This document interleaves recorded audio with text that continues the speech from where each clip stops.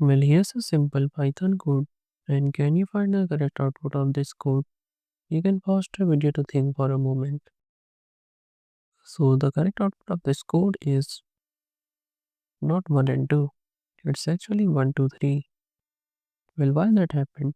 Let me explain. So this is the code and initially is 1 comma 2. And what happens here is that we are doing b equal to a. Therefore, this is gonna create an actual copy here. That's why both of them are referencing to 1 and 2. And then what happens is that we appended 3 in a. So 3 is added here. But since b was an actual copy, the change got reflected back in b as well. That's why b got 1, 2, and 3. And this was the output.